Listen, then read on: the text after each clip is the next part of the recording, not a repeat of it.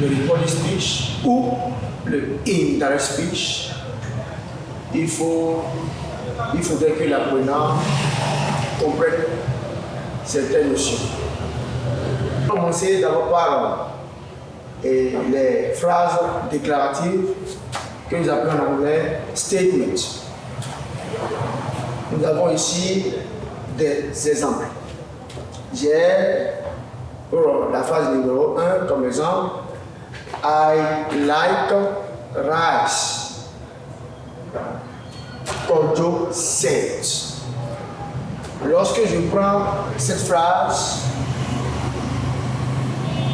j'ai deux parties dans cette phrase. Vous allez voir, il y a une partie qui est dans les griffes. I like rice. Cette partie est dans les griffes, qu'on appelle en anglais quotation mark. La seconde partie, ce n'est pas dans les griffes. C'est ce que nous appelons la phrase introductive. Donc le message ici c'est I like rice. Et la phrase introductive ici c'est Kojo said. Maintenant pour le reporting speech, il faut toujours commencer par reporter le message par la phrase introductive qu'on appelle en anglais introductory sentence. Alors ici, voici ce qu'on a fait ici comme réponse. Kojo said. Kojo said qui est la phrase introductive. That. J'ai mis le that en parenthèse parce que c'est facultatif. He liked rice.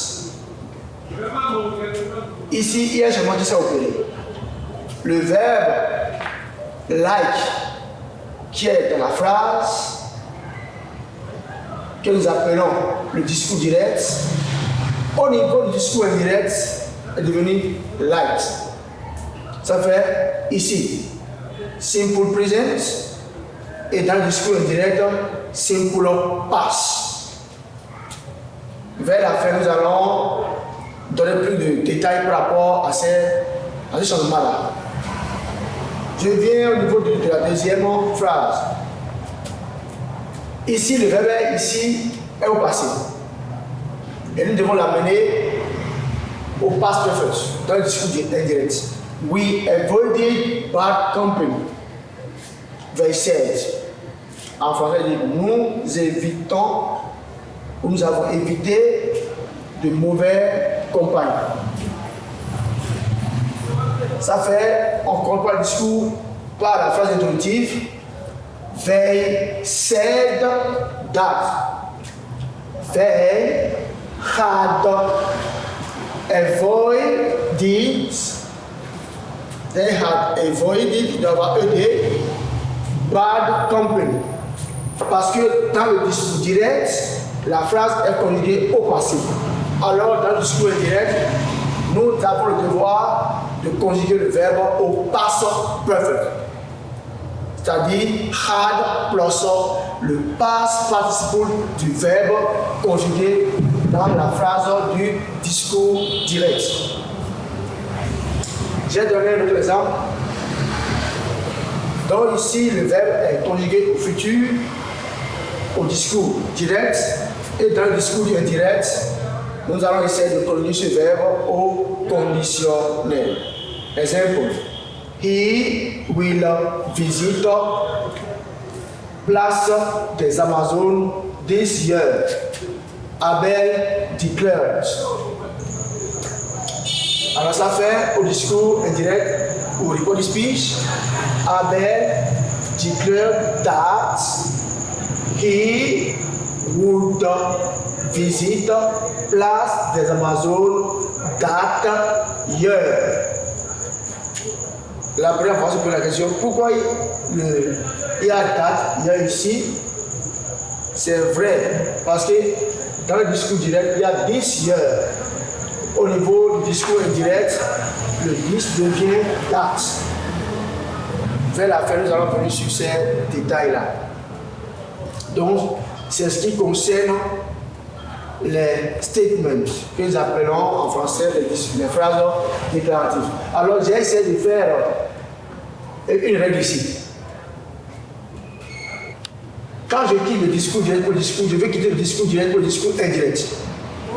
Première chose, je mets d'abord la phrase introductive. Ça fait phrase introductive plus date qui est facultatif, plus le sujet. Le sujet qui est ici. Le sujet que ils appellent aussi pronom personnel. Le sujet, maintenant plus le verbe. Et j'ai mis ici, quand il ça dit le changement normal du verbe. Si c'est du présent au passé, vous mettez le passé. Si c'est du passé au passé perfect, vous mettez le passé perfect. Si c'est du futur au conditionnel, vous mettez aussi le conditionnel. Plus le complément. Je reviens ici pour montrer l'exemple. Phrase introductive. Voyez ici, c'est ça qui est ici. Quand Joe said, le date qui est là qui est ici. Maintenant, plus le sujet. Le A ici est devenu he. Parce qu'en quittant le discours direct, le discours indirect, il y a un changement qui se fait aussi au niveau des pronoms. Le I devient he. Plus le verbe maintenant, like, qui était présent ici, mais cette fois-ci devient le passé. Le passé, ça fait like. C'est un verbe régulier. On met seulement à la fin du verbe ED. Plus le complément qui est rise. Donc c'est ce qu'il faut faire presque pour toutes les phrases déclaratives du discours direct au discours indirect. Alors je reviens à la règle, phrase introductive, plus date, plus le sujet, plus le verbe. Temps correct, verbe, plus le complément. Je vais maintenant au niveau des questions. Nous avons les questions yes or no question et les questions avec les mots interrogatifs qu'on appelle en anglais WH ou how question. Alors, voici le premier exemple. Are you a girl? Il y a bien le point de l'interrogation ici. He asked me. Alors, le reporting speech est he asked me. Là, on ajoute if. Parce que c'est une question sans mot interrogatif. On ajoute if ou whether, plus le sujet, I, where, et student. Là, il n'y a plus d'inversion.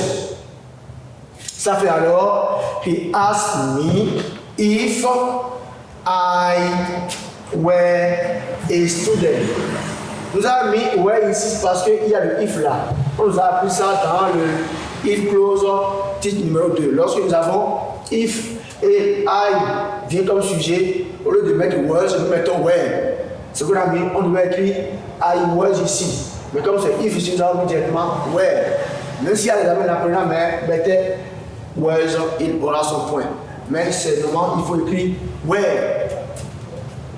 Alors, je vais donner encore un autre exemple. Did excusez-moi, did he come yesterday? Ça, le verbe là est conjugué au passé. Pour le premier exemple du moins, le verbe est conjugué au présent. Did he come yesterday? They wanted to know. Est-il ou a-t-il été là hier? Il voulait le savoir. Alors, on répond toujours par la phrase introductive pour le discours indirect qui est le body speech. They want toujours if, parce qu'il n'y a pas un mot interrogatif là. If, they, plus if, he.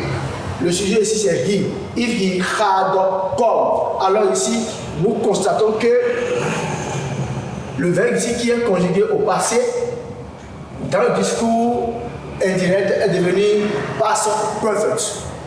Ça fait had come. Le past perfect. Had plus le pp. C'est le verbe to come. Ici qui est conjugué à la forme interrogative. Did he come? Alors au niveau du discours indirect, il y a plusieurs versions. c'est directement le sujet plus le verbe. Alors ça fait they wanted to know if he. Le he ne change pas. De discours direct au discours indirect, ça ne change jamais. On reprend le he, ou le she, ou le it. He had come the day before. Oui, le yesterday au niveau du discours direct devient the day before au niveau du discours indirect. Alors, j'ai tiré une règle rapidement pour que les apprenants puissent comprendre. J'ai mis alors discours direct, indirect. Phrase introductive qui est ici. They wanted to know. Plus le if ou le whether. Entre les deux là, on choisit un. Tu peux écrire if ou tu peux écrire whether. Plus maintenant le sujet. Vous voyez ici, le sujet qui est he. Plus le verbe temps normal qui est le had, qui est past perfect, qui est le had come. Alors plus le reste de la phrase, the day before. Je viens maintenant au niveau des questions avec les mots interrogatifs. Il peut avoir how, what, where, when, who, why, how long, how heavy, etc., etc. Ici, nous avons comme exemple, she asked me, where do you live? Voici le mot, ça, where. Alors, le record speech c'est she asked me where I lived. She asked me where I lived. Ici, le verbe est conjugué au présent. Ici, ça devient le passé. Là, il n'y a plus d'inversion du sujet. Ça fait, ici, nous avons à la fin de la phrase, dans le discours direct, le mot interrogatif. Le question mark. Mais dans le discours indirect, il n'y a plus la fin de question mark. Je crois bien, c'est ça. Alors, c'est ça ici, ça fait she asked me where do you live. Il y a le mot interrogatif là. Mais au niveau du discours direct, indirect, si vous avez she asked me, on écrit directement après la phrase introductive, on écrit le mot interrogatif. Where, plus le sujet de la phrase, plus directement le verbe. Alors j'ai tiré une règle, j'ai fait la phrase introductive, plus le mot interrogatif, question word. Ça peut être where, who, how, plus maintenant le sujet, plus le verbe, selon sa forme normale, le temps normal qu'on doit écrire, plus le complément. Et ici, il n'y a plus le mot, le mot interrogatif, c'est-à-dire le question mark, le point d'interrogation qui est à dans la phrase, il n'y a plus ça au niveau du discours indirect. Je viens alors au niveau de l'impératif. Impératif. Avec l'impératif, nous avons aussi deux formes. Il y a l'impératif affirmatif et l'impératif négatif. Go to school on time. Order my parents.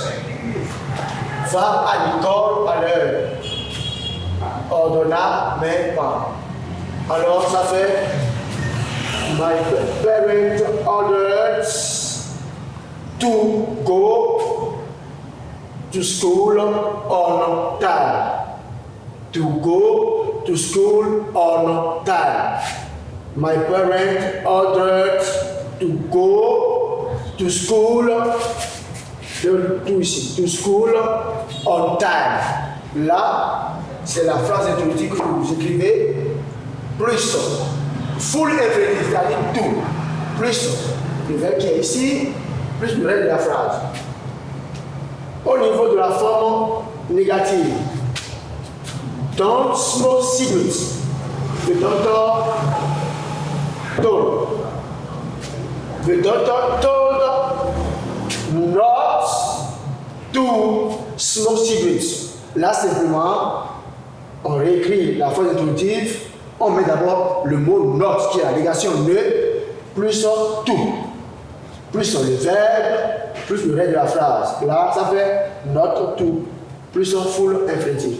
J'ai alors de dire une règle, phrase introductive, plus full infinitif, plus objet. Je vais NB, affirmative forme, il y a to plus base verb, et negative forme, not plus to plus base verb.